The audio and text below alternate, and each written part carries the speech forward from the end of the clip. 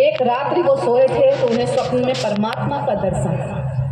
परमात्मा स्वप्न में आए तो पंडित जी ने कहा कि परमात्मा, इस संसार में आपका सबसे बड़ा भक्त कौन है? इस संसार में आपका सबसे बड़ा भक्त कौन है? पंडित जी को ये उम्मीद थी, यह सोच थी उनकी कि अब परमात्मा उनका ही नाम लेंगे, परंतु परमात्मा ने कहा इस संसार में धरती पर एक गांव है, वहां एक व्यक्ति रहता है, वो इस संसार में मेरा सबसे बड़ा है, मेरा सबसे बड़ा। यह सुनकर की नींद गई। ईर्ष्या हुई व्यक्ति से उन्हें नाम मिली, तो किसी ने सोचा व्यक्ति को दे रहा हूं, वो जो सबसे बड़ा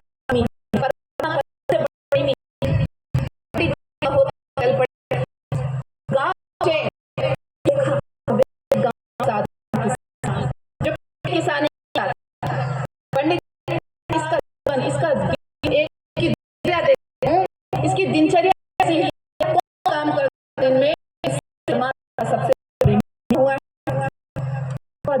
उनकी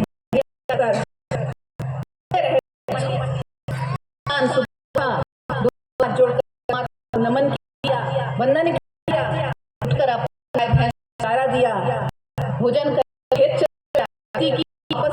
भोजन के घर आए, हमने उससे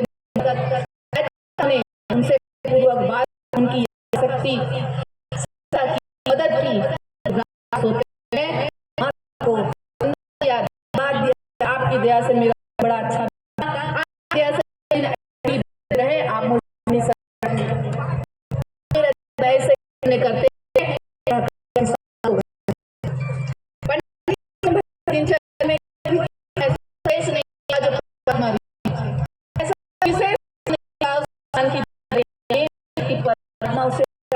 प्रेमी कहे तो पंडित जी जरूर उसने कुछ काम नहीं होगा, रोज देगा। कल देखा वही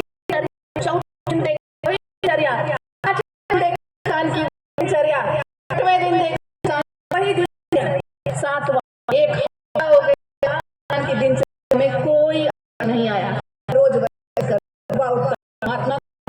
दिन भर सारा किसी की मदद करनी हो तो वह सबसे आगे हो, और फिर रात में परमात्मा को नमन सो जा। के बाद पंडित के साथ दिनचर्या अपने घर लौट आए। अब उनके भीतर क्रोध जागा, बड़ा क्रोध आया उन्हें कि परमात्मा ने मेरे साथ उपहास किया है क्या? ये कैसे बोल रहे हैं कि ये इतनी बड़े भक्त हो गए, इतने बड़े प्रेमी हो गए, जरूर मुझसे कोई बात कहना चाहते हैं। परमात्मा सोए, पंडित जी सोए, रात्र में परमात्मा का दर्शन हुआ। परमात्मा ने पूछा, कराए मेरे सबसे बड़े भक्त का दर्शन? तो पंडित जी ने कहा, आपने उस साधारण किसान को अपना सबसे बड़ा भक्त कहा। परमात्मा, वो किसान तो सिर्फ दिन भर में 2 बार आपका नाम लेता है, वो आपका सबसे बड़ा भक्त कैसे हो सकता है? मैं दिन रात हर पल हर क्षण आपका नाम लेता हूँ, तो वह मुझसे बड़ा भक्त कैसे हो गया? आप मुझसे कुछ और बात कहना चाहते हैं क्या? तो आप मेरे से बड़ा भक्त कैसे हो गए?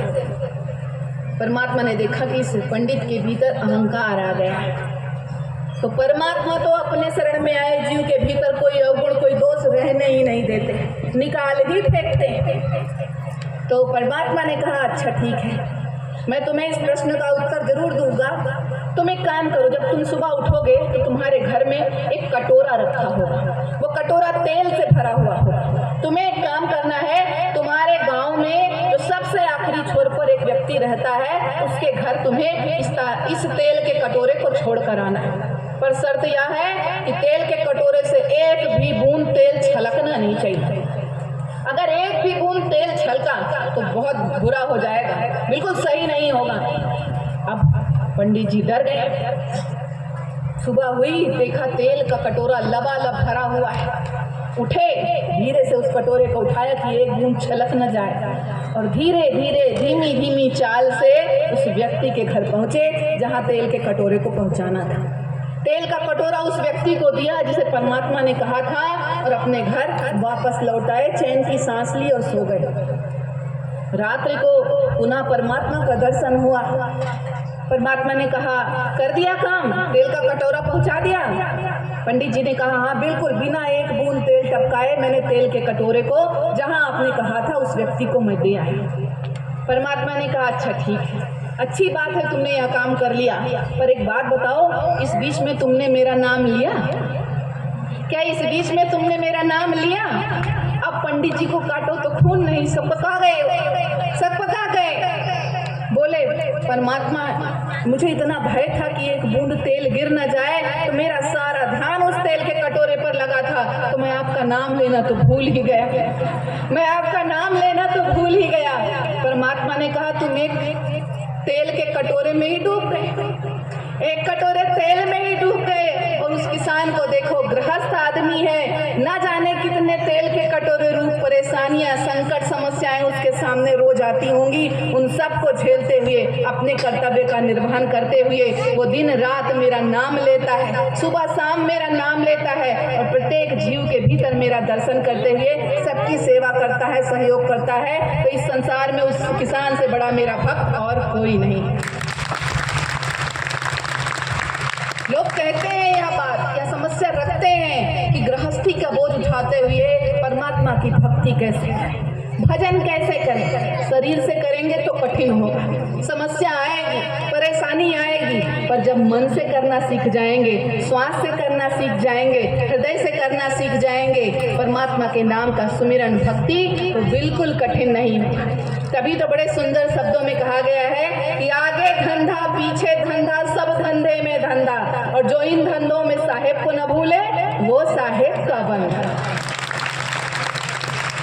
तो जो जिम्मेदारी है, जो कर्तव्य है, उसका निर्वहन, अपनी जिम्मेदारी पूरी करनी है। इस संसार में रहना है, इस संसार में रहकर जागना है, साहिब के नाम का सुमिरन करना है, संसार से भागना नहीं। जो जिम्मेदारी मिली है, दायित्व मिला है परिवार के प्रति, समाज के प्रति, उन दायित्वों का, जिम्मेदारियों का निर्वहन करें, परंतु अपना ध्यान, अपना सुमिरन, अपनी सुरती साहिब से लगा कर रखें। तुलसीदास जी कहते हैं कर से कर्म करो विधि नाना, मन रखो जहाँ कृपा निधान।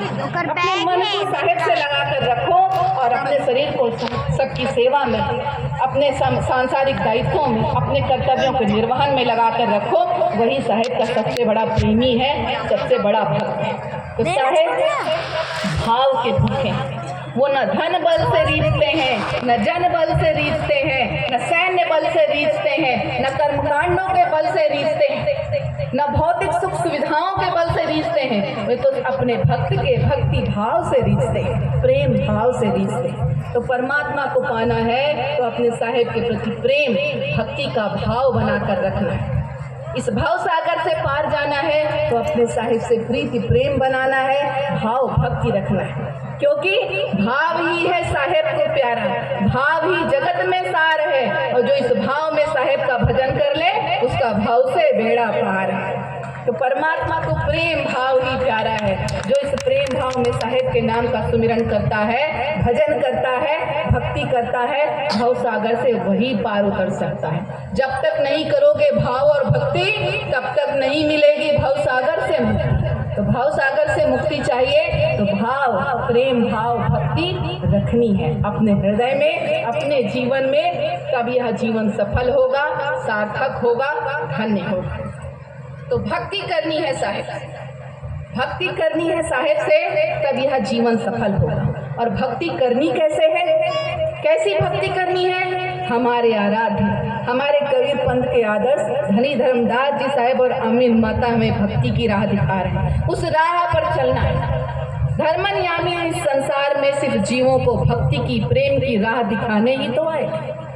उन्होंने हमें जो राह दिखाई वो प्रेम की राह, वो भक्ति की राह। उनका जीवन देखिए, अपने सद्गुरु के प्रति अटूट श्रद्धा, दृढ़ विश्वास, अनन्य प्रेम, अविरल विश्वास, प्रेम का अविरल प्रवाह उनके हृदय में होता था, उनके जीवन में होता था।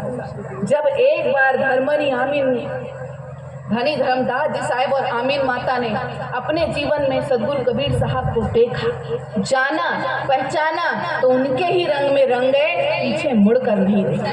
पूर्ण रूपेण अपने सद्गुरु के प्रेम रंग में, भक्ति रंग में रंग गए। और जो कोई साहब का सच्चा प्रेमी होता है, सच्चा भक्त होता है, जिसके हृदय में अपने साहेब के प्रति दृढ़ विश्वास होती है, अटूट श्रद्धा आस्था होती है, वो जब कुछ कहता है तो वह मुख से नहीं कहता, उसका हृदय बोलता है, उसका दिल बोलता है, उसका जीवन बोलता है। हम तो साहेब के शब्द सुन लेते हैं, हम तो धर्मदास जी साहेब आमीन माता के शब्द सुनते हैं, बोलते हैं, कहते हैं, गाते हैं, गुनगुनाते हैं, पर साहेब ने वो शब्द कहे अपने हृदय से।